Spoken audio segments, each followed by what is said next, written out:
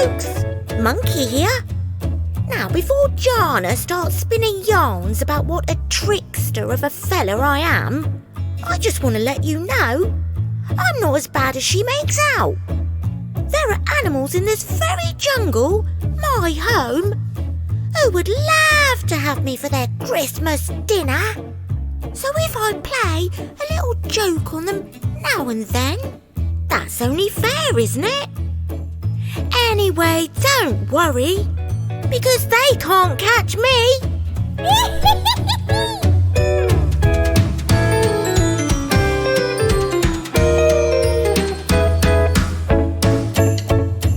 Well, we'll see about that, Monkey. On with the story. Christmas in the jungle. One fine day, late in the year, Monkey sat perched in a tree, his eyes peeking over a towering fence into the man's garden. This garden was a feast for any monkey, brimming with fruits, nuts, vegetables and flowers. The fence was touted as monkey-proof. Of course, it was no match for our smart friend. Today, something extraordinary caught Monkey's eye. There stood a tree, unlike any other he had seen. A green, pointy triangle-shaped wonder. Its branches bore the most marvellous fruits of many colours, most of them shimmering in the sunlight. I wonder if those fruits taste as good as they sparkle, mused Monkey. With a swift swing on a long branch and a daring leap, he found himself inside the garden.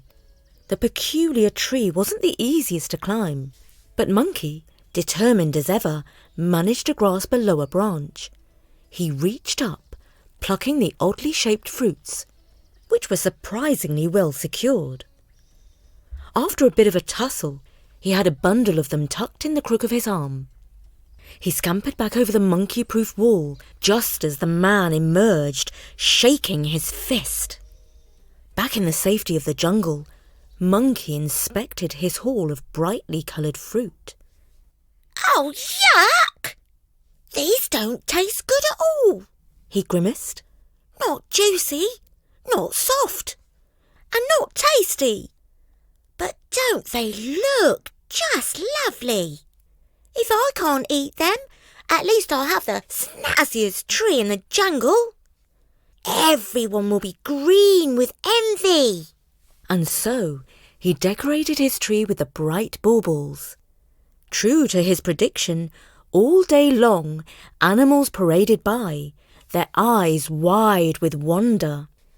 This is a rare and mystical kaleido tree, Monkey boasted, spinning a tall story. Each colour holds a different magic, but they aren't ripe for eating just yet. On the longest night, under the full moon, their magic will come alive. Just you wait. Most animals were quite taken in by Monkey's fantastic tale. But Bear and Tigress, not so much. They were always wary of Monkey's antics.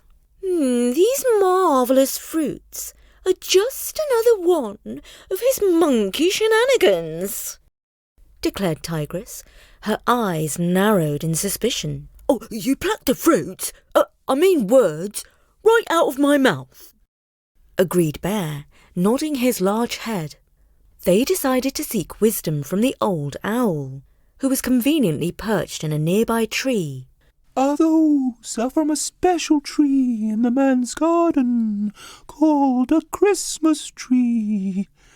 The humans are celebrating a very special time of year, a time of gift-giving. Oh, gifts? Oh, I do love gifts. It's just that, no one ever seems to give any to me. Bear mumbled, a little forlorn. Christmas, you say? Purred Tigress, sounding interested. Do tell us more. In some places the world turns white with a glittering carpet called snow. It sparkles in the moonlight and is chilly to the touch. Children bundle up in hats and gloves and play with the snow, and even rolling giant snowballs into frosty figures called snowmen.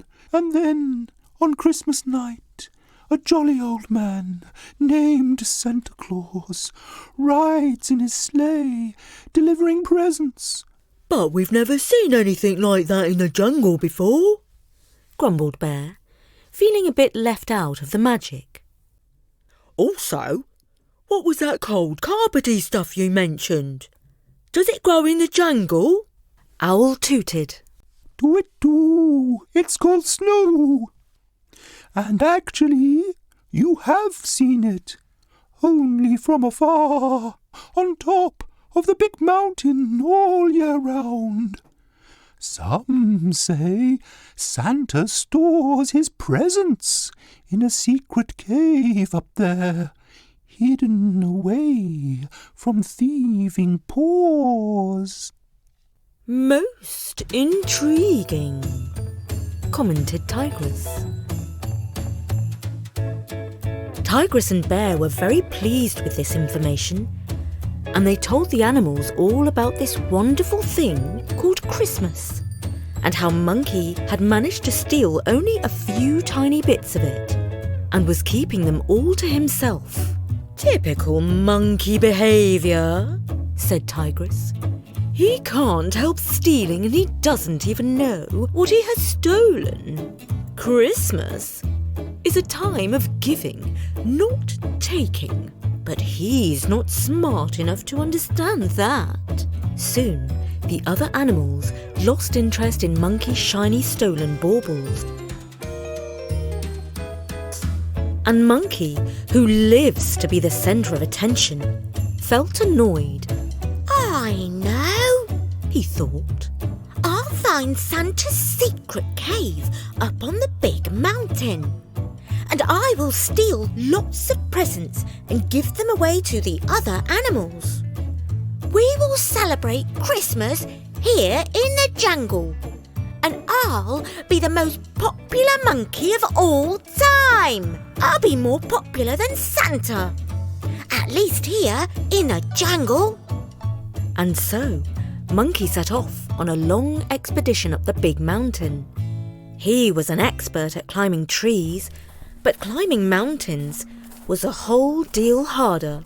How his hairy legs strained and ached as he climbed higher and higher, scrambling over rocks and scree.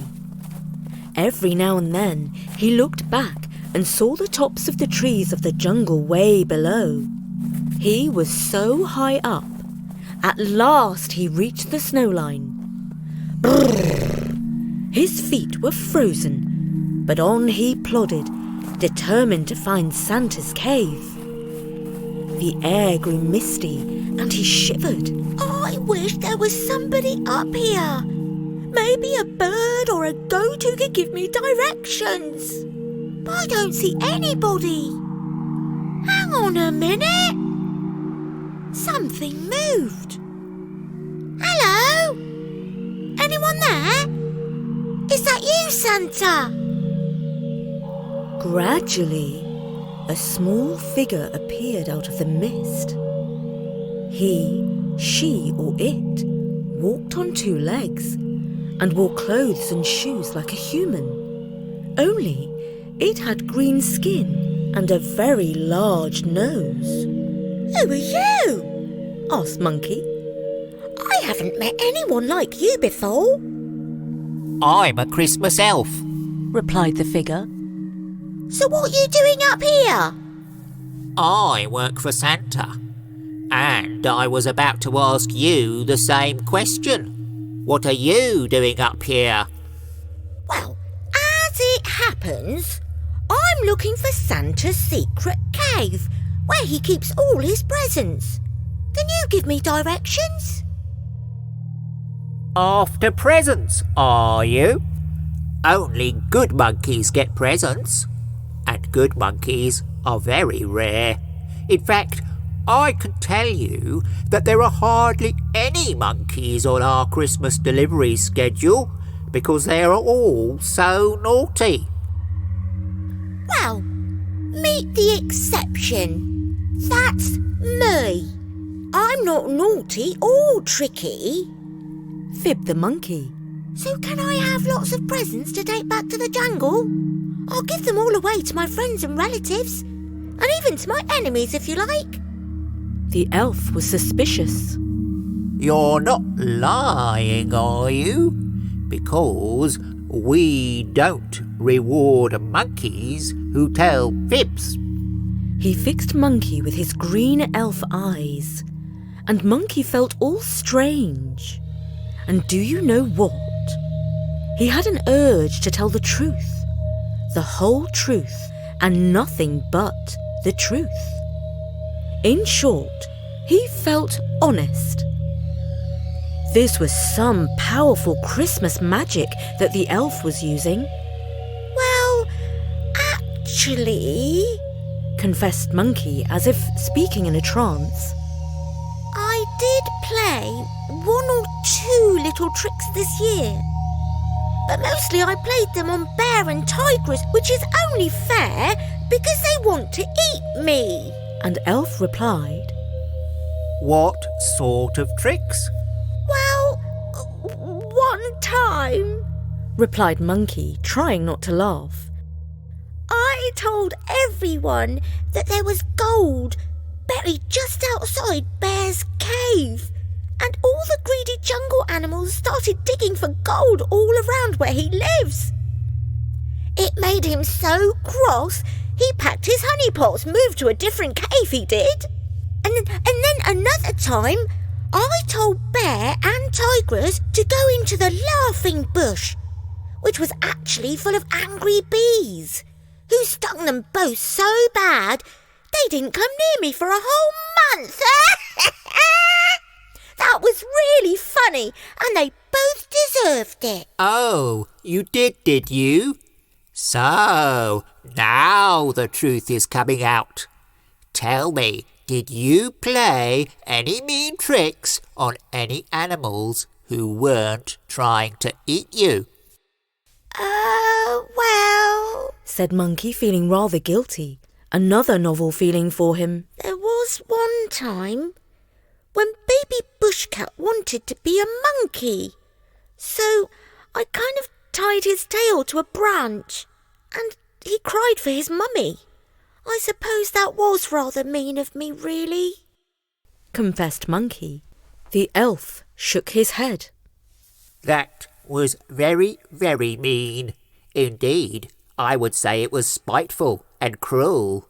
No presents for you this year, Monkey.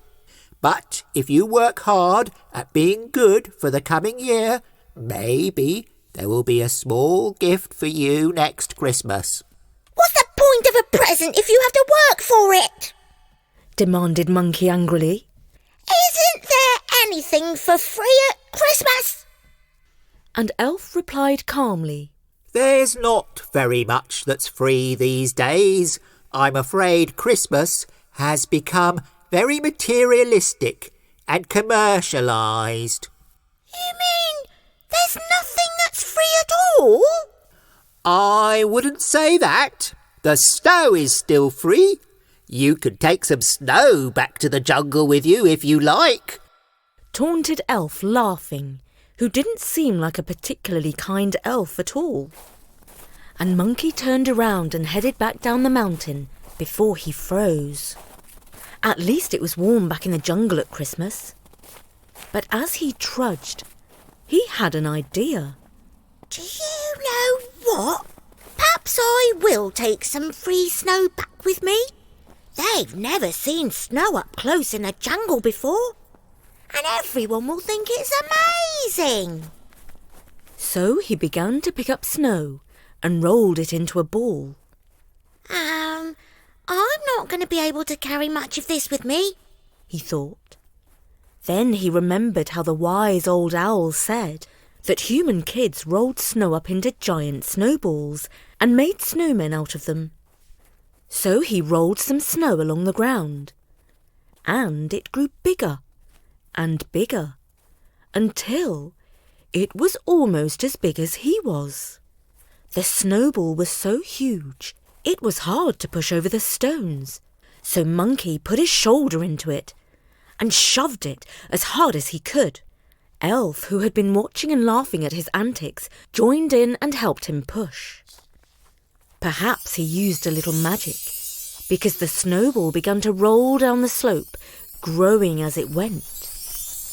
When the giant snowball reached the edge of the snow line, it began to pick up speed, rolling all the way down the path to the bottom of the mountain. As it happened, Bear lived at the foot of the mountain, and just as he was coming out of his cave, stretching and yawning, the enormous snowball rolled right over him and carried on rolling with him inside it all the way to Tigress's lair, where it crashed into a tree. Tigress, hearing a thunderous noise, pounced out of her lair and roared in amazement as a giant snow bear emerged out of the heap and bellowed at the top of his voice. Monkey! I know this is one of your tricks! And Monkey, who was watching all this from high up the mountain, called out, Happy Christmas! Typical Monkey. said the elf. That was a mean trick you played on Bear and Tigress. I didn't mean to, honest. Exclaimed Monkey. Besides, you did help me roll the snowball, though you can't talk. But here's an idea. If you give me 2 little presents, I promise to deliver them to Tigress and Bear in the true spirit of Christmas. That is a nice Christmassy idea.